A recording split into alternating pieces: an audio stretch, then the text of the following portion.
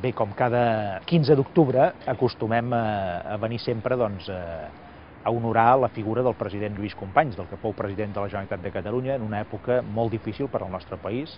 l'època concretament de la Guerra Civil, del franquisme,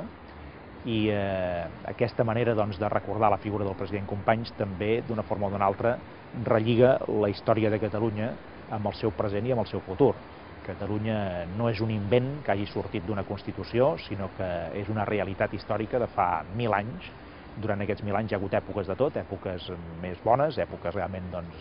dolentes i fins i tot molt negatives. La de la Guerra Civil va ser una època especialment dura per moltíssima gent. Això, amb el pas del temps, és lògic que es vagi superant des d'un punt de vista anímic, també amb el pas de les generacions, però això no vol dir, això no treu, que els catalans d'avui no haguem de tenir aquesta perspectiva històrica, entre altres coses perquè de la història se n'aprèn també molt de cara al present i de cara al futur, de cara al que hem de fer en els propers temps. Crec que el president Companys, que va ser una figura controvertida en el seu moment, amb clars i ombres, per dir-ho així, amb llums i ombres, malgrat tot va ser una figura que passarà a la història com una figura que va morir amb gran dignitat representant un país i una institució. No podem oblidar que a Lluís Companys el van assassinar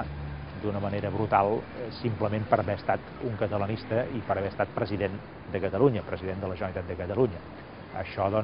és motiu més que suficient perquè puguem retre aquest homenatge permanent a la seva figura i al mateix temps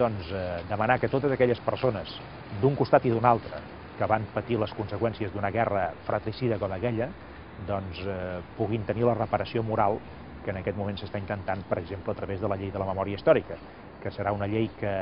segurament no acabarà de complir totes les expectatives possibles, però que en la mesura en què signifiqués un salt endavant respecte al que tenim, lògicament hauríem de procurar que aquesta